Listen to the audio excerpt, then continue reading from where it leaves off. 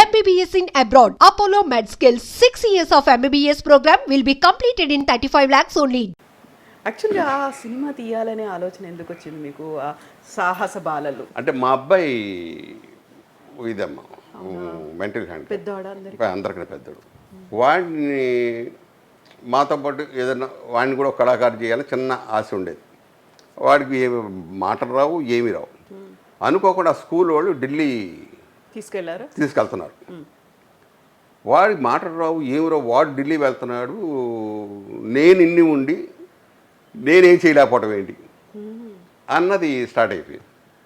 సరే అప్పటికప్పుడు వాళ్ళు ముందే ఒక నెల ముందు చెప్పారు ఈ ప్రోగ్రాం అంతా కూడా మేము చూసుకుంటామండి జాగ్రత్త. అంటే నేను ఈ లోపల ఏం చేశానంటే వచ్చిన కథ ఒకటి అనుకొని ఒక దీంట్లో ఒక చిన్న దీంట్లో ఓ 4 కుటుంబాలు, ఆ కుటుంబాలకు నలుగురు పిల్లలు అలాగే పుడితే వాళ్ళు సాధించి గ్యాలంటరీ అవార్డు తెచ్చుకుంటారు. దీంట్లో మన నాగబాబు, మురళీమోహన్ కలెక్టర్, సోమయాజులు, ఇలా పెద్ద పెద్ద ఆర్టిస్టులు అందరూ యాక్ట్ చేశారు. ఈశ్వరరావు అందరూ ఆల్మోస్ట్ అందరూ యాక్ట్ చేశారు. అప్పుడు నా కోరిక ఏంటంటే ఎలాగైనా సరే నేను నంది తెచ్చుకోవాలి. వాడు ఢిల్లీ వెళ్తే నేను నంది తెచ్చుకోవాలి, నేను అవార్డు తెచ్చుకోవాలి దీని నుంచి అని ఆ కసితో చేస్తే బంగారు నంది వచ్చింది. చిన్న తృప్తి. బట్ వాడు లేకుండా పోయాడు అంతే, అదొకటి. వాడికి ఏమిటంటే ఎండల్లో బాగా క్రికెట్ ఆడిచ్చారు, హాస్పిటల్లో వేశాను మే నెలలో కరెక్ట్గా. వడదెబ్బ, హార్ట్ స్ట్రోక్, స్పాట్ అవుట్. ఎంత ఏజ్ అప్పుడు? అప్పుడు 30 ఉంది. 30 years వరకు అప్పటికి మీరు అదే చెప్పాను నేను. దేవుడు నేను ఉన్నగాని విడిపోవాలి, రెండో కోరిక. అలా అనుకున్నారా? అనుకున్నాను, మనసులో అనుకున్నాను. అంటే వాళ్ళు చూస్తారో లేదో ఒక స్థలం కొని నేనేం చేశానంటే మా అబ్బాయి మా అమ్మాయి పేరు కూడా కొంచెం వచ్చి ఇది నాకు గోపిరాజు రమణ గారు చెప్పారు. ఏమంటే మనం ఎంత ఇదైనా రేపు పెద్ద అయిన తర్వాత వాళ్ళు చూడవచ్చు చూడకపోవచ్చు, వాళ్ళ పేరుని ఏదో కొంత ఉంటే అప్పుడు ఆటోమేటిక్గా వాళ్ళకి కాస్త అన్నం పెడతారండి అని. సరే మన పిల్లలు మనకు గొప్ప, ఆయన ఇచ్చిన సలహా మంచిదే కదా. అప్పుడు ఏం చేశారంటే మా అబ్బాయికి మా అమ్మాయికి కొంచెం 100 గజాలు ఇచ్చి వాడి బతుకున్నంత వరకు వాడికి తిండి పెట్టాలి అని షరతు పెట్టి ఈ లోపల అనుకోకుండా ఇల్లు కట్టడం అయింది. ఓకే, వాడి అప్పుడే పోయాడు వాడు కూడా. అదొకటే. కాబట్టి దేవుడిని అప్పుడే అనుకున్నాను, నేను ఉన్నా కానీ వీడు పోతే థ్యాంక్స్ చెప్తాను అని. అంతే, అలాగైంది. అది మనకి ఇప్పుడు వింటూ ఉన్నప్పుడు మీరు తలుచుకున్నప్పుడు కూడా అది చాలా బాధాకరమైనటువంటి విషయం. కాకపోతే మన చేతుల్లో ఏం లేదు. ఆడు ఇక్కడే ఎంతసేపు ఇక్కడే పడుకుని వచ్చినప్పుడు ఆడి గుండెల మీద అలా వేసుకొని. కానీ మా నాన్న అంటుండేవాడు, ఒరే వీడు పెద్ద అయ్యకుంది నువ్వు బిజీ అయిపోతావరా. అప్పుడు అది ఏమీ లేదు నాకు, నీకు మంచి ఇది వద్దురా అన్నాడు. తర్వాత మనకు అనిపించింది మనల్ని ఓదార్పు కోసం ఇలా అంటుంటారులే అనుకునేవాడిని. బట్ నిజం, ఫ్యాక్ట్. కలిసి వచ్చాడు. ఆడు ఉన్నంతకన్నా ఎక్కడ చూసినా డబ్బే, ఎక్కడ చూసినా బంగారు పడగాలి, మొత్తం అన్నీ ఏ టు జెడ్. యాక్చువల్గా ప్రాబ్లం ఎందుకు ఎలా వచ్చిందంటారు? అదేనమ్మా ఎండ ఎఫెక్ట్. అంటే నేను అక్కే కూతురు చేసుకున్నాను, అది ఎఫెక్ట్. మనకు అప్పుడు తెలియదు. ఫస్ట్ నుంచి చిన్నప్పటి నుంచే అనుకున్నారు అక్కే కూతురుని ఇవ్వాలని. ఒక సాడ్ ఇన్సిడెంట్స్, వెరీ సారీ మీతో మళ్ళీ వాటి గురించి. సహజం, అది సాగు పుట్టుకలు అనేది కామన్. కాకపోతే మీరు అనుకున్న దేవుడిని కోరుకున్న కోరిక ఉంది చూడండి, అది ఒక తలకు మించి భారం అయిపోయింది. ఇంతకు మించి నేను ఏం చెయ్యలేను. ప్రపంచం చూస్తున్నాను కదమ్మా, బయట ప్రపంచం చూస్తున్నాను. వాళ్ళు ఎంత సఫర్ అవుతుంటారో, తల్లిదండ్రులు ఎంత సఫర్ అవుతుంటారో బయటికి చెప్పుకోలేరు. బయటికి తీసుకెళ్ళలేరు వాడిని. అది నాకు బాగా ఉండిపోయింది. అందుకని వాడిని సినిమా తీసుకెళ్ళేవాడిని. ప్రతి సినిమాకి మీతో పాటు వచ్చేవాడు, ప్రతి సినిమాకి తీసుకెళ్ళిపోయేవాడిని. వాడికి డ్రెస్సులు, మంచి డ్రెస్సులు ఇష్టం.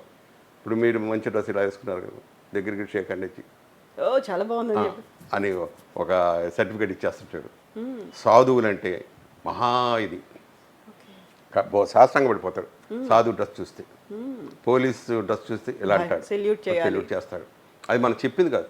మీరు చుట్టాలు ఎవరు వచ్చారనుకోండి, వెళ్ళి వాటర్ తీసుకొచ్చి ఇస్తాడు. మిగతా మా పిల్లలు ఎవరికి రాదు, తెలియదు. ఫ్యాను లైటు అన్నీ ఆఫ్ చేసి బయటకు వస్తాడు. రూమ్లో ఎవరు లేకపోతే ఎవరు లేరు. వాడి ఎన్ని సిస్టమ్. నేను భ్రష్ట స్వామి అంట. వాడి చికెను ఫిష్ తినేవాడా? అడుగుతాడు వారానికి 2 సార్లు. వాడికి ఎప్పుడైనా అడిగితే తెప్పించి తినిపి ఇచ్చేవాడు. మీరు తినరు? నేను తింటాను, మేము తింటాం, అందరూ తింటాం. బట్ వారానికి 2 సార్లు అంతే. వాడు అడిగితే మళ్ళీ ఎక్స్ట్రా. ఇలా అనుకునేవాడిని. మేము మంత్రాలయం కాకుండా బ్రహ్మం గారు మఠానికి తీసుకెళ్ళా పిల్లలందరూ. తీసుకువెళితే బ్రహ్మం గారి దగ్గర దండం పెట్టుకున్నాడు మామూలుగా. సిద్ధయ్య సమాధి ఒకటి పక్కన ఉంటుంది. అది పట్టుకుని ఏడ్చేస్తున్నాడు. మాకు అర్థం కాదు అసలు. ఏడుపు అంటే మామూలు తడిసిపోయింది అదంతా. ఇంత ఏడుపు, ఎక్కి ఏడుపు. పిలుస్తుంటేమో పలకట్ల, హరి హరి అంటున్నాం, పలకట్ల, రావట్లా. వీళ్ళు పట్టుకొని ఇద్దరం, నేను మా లాగి అలా లాగుతుండగానే ఏమైంది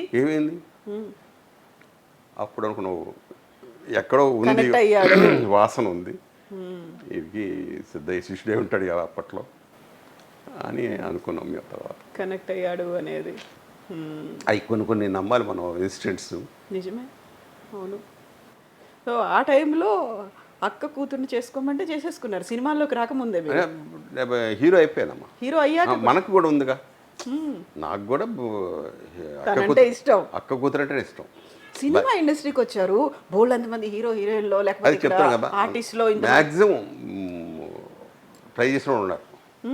కానీ నాకు ఎంతసేపటికి మా ఆవిడే నాకు అంతగత్తే, వీళ్ళు కాదు అసలు రారు. న్యాచురల్ బ్యూటీ అక్కడ కనిపిస్తోంది.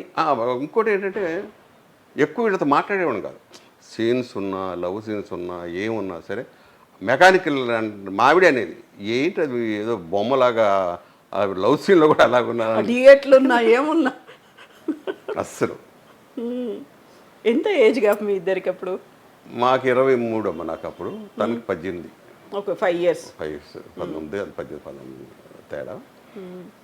బాగా వైట్ తెలుపు చాలా బాగుంటుంది మీకంటే. అబ్బో చాలా, నేను ఆపడాడు చాలా అందగత్త.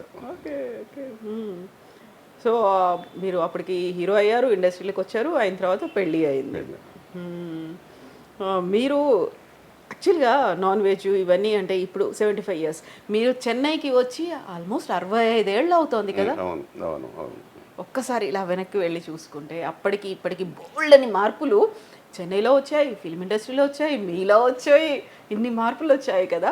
బట్ ప్రసాద్ బాబు గారు అనగానే మేము ఆ కాలంలో అప్పుడు చూసినటువంటి ప్రసాద్ బాబు గారు ఇప్పటికీ అలాగే ఉన్నారు. కొంచెం జుట్టు ఒకటి, అప్పుడేమో కొంచెం కర్లీ హెయిర్ ఇంత పెద్దగా కనిపించి మధ్యలో రంగు వేసుకునేవాళ్ళం, ఇప్పుడు తీస్తాం ఇంకా. కాకపోతే జుట్టు చాలా పెద్దగా ఉండేది, అది అప్పుడు స్టైల్ కాబట్టి అందరూ అలాగే మెయింటైన్ చేసేవాళ్ళు. ఏం చేస్తూ ఉంటారు ఇప్పుడు మీరు డైలీ యాక్టివిటీ అంతా? యాక్టివిటీ అన్నది ఏం లేదమ్మా. ఇప్పుడు ఇంకోటి యాక్టింగ్ గురించి, నా పోటీదారుల గురించి నేను ఆలోచించక్కర్లా. నేను యాక్ట్ చేసేప్పుడు ప్రతి ఒక్క నా పోటీదారే. అది ఒక తల్లి దీవెన ఒక సినిమా ఉంది, ఇప్పుడు అమ్మాయి మదర్ వేషాలు కూడా వేస్తుంది, రోహిణి. అమ్మ కూతురు, తల్లి కూతురు అమ్మ నాన్న ఏదో ఒక నా కూతురు వేషం. ఏడుస్తుంటే నేను పెరాలసిస్ ఇచ్చి పడుకుంటే ఆ అమ్మాయి ఏడుస్తుంది. ఇటు నుంచి చూస్తే కెమెరా ఎక్కడ ఉంది, ఏడుపు వచ్చేస్తుంది దారా. అమ్మో, దీని దగ్గర చాలా జాగ్రత్తగా ఉండాలి. ఇది మహానటి రోహిణి, ఇప్పుడు గుర్తొచ్చింది. మహానటి గ్యారెంటీగా అని చెప్పి అనుకున్నాను. అప్పటి నుంచి అమ్మాయి చేసే ప్రతి సీన్ ఒళ్ళు దగ్గర పెట్టుకుని చేసేవాడిని. అవునా? అలాగే నేను సీరియల్ రాములమ్మని ఒక సీరియల్లో ఇద్దరు పిల్లల పేర్లు నాకు గుర్తురాల, ఇద్దరు ఆడపిల్లలు, వాళ్ళకి గ్లేజర్ అక్కర్లా, నేను వేసుకుంటుండేవాడిని. నాకు సిగ్గేసేది మాట. అప్పుడు అలాగనుకున్నాను, వీళ్ళిద్దరు నన్ను ఏమాత్రం తేడాగా ఉంటే తీసేస్తాను ఇంకా, ఈడేంట ఏం చేయట్లేదు. అందుకోసం వాళ్ళు ఉన్నారా, వాళ్ళిద్దరూ పొద్దున ఆ సీనియర్ నాకు ఇచ్చేయంటారా ముందు అని అడిగేవాడిని. అలాగా ప్రతి ఒక్కరిని పోటీదారి ఉన్నసేపు నేను వదలను. ఎందుకంటే నేను వచ్చేటప్పటికే శివాజీ గణేష్, ఈశ్వరంగారావు గారు వీళ్ళందరూ కూడా వాళ్ళ గురించి చెప్పేవాళ్ళు నాకు. పోటీ పడేవాళ్ళు. కన్నమ్మ గారు సెట్లో ఉంటే అసలు మామూలు పోటీ కాదు, ఎన్ని వినేవాడిని. విన దగ్గర నుంచి మనం కూడా అంత పేరు తెచ్చుకోవాలి. సెట్లో మటుకు ఎట్ట పొరపాటున కూడా ఇది రాకూడదు. కొన్ని ఒక మంది ఆర్టిస్టులని నేను నేర్చుకున్న పాఠాల్లో తాగేసి రోడ్ల మీద ఆర్టిస్టులు పడిపోయి ఉండేవాడు. వాళ్ళ పేర్లు మనం తప్పు చెప్పకూడదు, కానీ వాళ్ళని చూసి అనుకున్నాను ఈ పరిస్థితి ఎప్పుడు కూడా రాదు, లేదంటే వెళ్ళిపోదాం. వ్యసనాలకి మనం దూరం ఉందాం. మన కోరిక సినిమా యాక్టర్ అవ్వాలి, దేవుడు ఇచ్చాడు. ఇంకా దీన్ని మనం సక్సెస్ చేసుకోవాలి, లాంగ్ జర్నీ చేయాలి. ఒకప్పుడు బాగా తినేవాడిని నేను. తిండి ఎవరు ఈ ఇండస్ట్రీలో తిని ఉండరు. అందుకే భీముడు అనుకున్నారా? భీముడు మామూలుగా ఉండేవాడు, కానీ ఆయన ఊహర్లో ఆ క్యారెక్టర్ అంటే ఇలా ఈ షేప్లో ఉండేది. అప్పుడు బాగా ఎక్సర్సైజ్ చేసేవాడిని. ఈ స్కిప్పింగ్ దగ్గర 3000 కొట్టేవాడిని. 25 కోడిగుడ్లు తినేవాడిని. ఒక కోడి వెళ్ళిపోయేది చెప్తాను, ఒక పూట. అది అలాగా దాన్ని ఎక్సర్సైజ్ చేసేవాడిని. తిండి తినేవాడు. లాంగ్ జర్నీ ఇండస్ట్రీలో మనం లాంగ్ జర్నీ చేయాలి, మధ్యలో వెళ్ళిపోకూడదు అని. వీలుంటే వరకు అన్నీ ఉన్నాయి నాకు వ్యసనాలు, కానీ అన్నీ లిమిట్, అవి నా కంట్రోల్లో ఉండాలి అన్నది నా సిద్ధాంతం. అన్ని దేవుడు మొత్తం నా కంట్రోల్లో ఉన్నాయి. ఓహో అని కోరికలు మటుకు లేదు, అప్పుడు లేదు, ఇప్పుడు లేదు, ఇక రాదు కూడా. అర్జెంటుగా కోటు సంపాదించాలి అనుకోవచ్చు చాలామంది. సంపాదించలేక ఇలా వస్తు కబుర్లు చెప్తున్నాడు, కానీ ఫస్ట్ నుంచి కూడా పెరుగను తిన్నా అంత తృప్తిగా తింటా, బిర్యానీ ఉన్నా అంత తృప్తిగా తింటా. అది ఎందుకో మైండ్ సెట్ నాకు ఆల్రెడీ నాకు ఉంది కదా అన్నదే నాకు బ్రెయిన్లో ఉండిపోయేది, కానీ ఇక్కడ వచ్చి సంపాదించాలన్నది లేదు. పేరు తెచ్చుకోవాలి, మంచి పేరు తెచ్చుకోవాలి, మంచి ఓడరా అని షూటింగ్లో ఎగ్గొట్టం కానీ, షూటింగ్లో వాళ్ళకి ఇచ్చారు. వాళ్ళకన్నా 5 నిమిషాల ముందు ఉండేవాళ్ళు లొకేషన్. అదే నాకు హెల్ప్ అయ్యింది. ఈ హీరోస్ అందరూ కూడా ఎందుకు నాకు చెప్పేవాళ్ళు అంటే మెయిన్ ఇదే, నా గురించి ఒక బ్యాడ్ నేమ్ ఉండకూడదు. ఎందుకంటే వాళ్ళు నన్ను రికమెండ్ చేస్తున్నారు. ఏ అభిమానంతో చేశారు. రేపు నేను బ్యాడ్ అయిపోయానంటే మళ్ళీ ఇక్కడ ఉండకపోతే అదేదో ఇంటికాడ చేసుకోవచ్చు. అవును కదా అని ఎవరైతే అర్థం చేసుకొని మీకు ఆఫర్స్ ఇచ్చారో అంతే కదా వాళ్ళకి అవును అసలు ప్రసాద్ బాబుకి ఎందుకు ఇచ్చాము అని ఒక వాళ్ళు అంటారుగా. అవును, ఎందుకయ్యా బడి పేరు చెప్పావా అని అంటారేమో. ఇవన్నీ ఎక్కువ ఆలోచించేవాడు. ఈ టైప్ ఆఫ్ ఇదిగా నిద్ర పట్టేది కాదు. అలాగే ఆర్టిస్టులు, మంచి ఆర్టిస్టులు ఉన్నారు అంటే ఆ రోజు నాకు నిద్ర పట్టదు. రేపు సీన్లు పడతాయో, రేపు ఏం చేయాలో అని అంత ఇదిగా ఉండేది. ఓకే, అప్పుడు స్కిప్పింగ్ చేసేవాళ్ళు, ఇప్పుడు ఏం చేస్తున్నారు మీరు? ఇప్పుడు వాకింగ్ కూడా మానేసినాము. ఉన్న ఫ్యాక్ట్ చెప్తాను, తగ్గించుకున్నాం ఫుడ్. నా తినే ఇది రుచి చూస్తా, ఏదన్నా ఎలా ఉంది అంతే. అన్నీ టేస్ట్ చేస్తారు? అన్నీ. నాన్ వెజ్ ఫుల్గా చూస్తా, ఏదైనా టేస్ట్ చేస్తా, అది వదిలేస్తా. మళ్ళీ తినాలి అని ఎక్కువ నేను నా చిన్నప్పుడు అయితే 2 బిర్యానీ, అప్పుడు బిర్యానీ ఎంత ఉండేది ప్యాకెట్, అవలేలు గెలిపోయి ఇంకా కొంచెం ఆకలేస్తున్నట్టుంది అన్న ఫీలింగ్ ఉండేది. మళ్ళీ సాయంత్రం గంట అయినప్పుడు అరిగిపోయింది. ఒక గంటలో మళ్ళీ ఆకలి, మళ్ళీ ఏదైనా తినాలి. అంటే అప్పుడు కూడా మీరు అంత ఎనర్జెటిక్గా వర్క్ చేసేవాళ్ళు కాబట్టి. అంటే పళ్ళగొట్టలో ఏంటంటే ఎప్పుడు పని ఉంటుంది. చదువు కూడా నాకు లేకపోవడం కారణం అది. పళ్ళగొట్టు మీద ఎక్కువ ఉండేవాడు. మా అన్నదమ్ముళ్ళు అందరం కష్టపడేవాడు, టోటల్గా అందరూ కష్టజీవులే. అందుకని ఇక్కడికి వచ్చినా అదే, కష్టపడితేనే మనకి లైఫ్. మనం కూడా జాగ్రత్తగా ఉండాలి. ఇక్కడికి ఎందుకు వచ్చాం అన్నది ఉంటే మటుకు డెఫినెట్గా ప్రతి క్షణం రిలాక్స్ అయిపోయాము, ఎన్ని సినిమాలు చేసాము అనేది కనుక తలకెక్కితే ఇంకంతే, ఇంకా చేయొచ్చు. ఇప్పుడు నేను ఒక రకంగా వదిలేసే సినిమాలు ఒక 500 1000 ఉంటాయి ఈ మధ్యలో గ్యాపుల్లో. చెప్పాను కదా, ఈ పెద్ద పెద్ద హీరోలు వస్తే 40-50 రూపాయలు అడిగారు అంటే పక్క తప్పించడం ఎమ్మెల్యేగా. అలాగే ఎక్కువ సినిమాలు చేయాలి అంతే అన్నది. ఇంక ఇప్పుడు ఏంటంటే నా బ్రెయిన్ కూడా రిలాక్స్ అవ్వరని చెప్పేసింది. అసలు గొద్దు కాగదాం అన్నది. చాలా పీస్ఫుల్ మైండ్తో ఉండాలి, చాలా చాలా హ్యాపీగా ఉంది. టైం పాస్ అంటారు. అదిగో నా మనలో అడుగుతాం. ఉదయం 6 గంటల నుంచి ఇంకో రుషిత చిన్నది సేమ్ నా ఇది 6 గంటలకు టక్కన లేచిపోద్ది, లేపక్కర్లా రెడీ గబగబ రెడీ అయిపోవడం అయిపోద్ది. రాత్రి 9 అయినప్పుడు డంగ్ తినపోయింది. సేమ్ నేనంతే 9 అయ్యేటప్పటికి పడుకొని పోవటం అయింది. నా వారసురాలు అది. తిండి అంతే సూపర్ గబగబ తినేస్తుంది. దాని టేస్టా ఇదేంటి బాగుందంటే సూపర్ అంటది, లేదంటే లేదు. ఏదో తినేసి వెళ్ళిపోద్ది ఇంకా అది.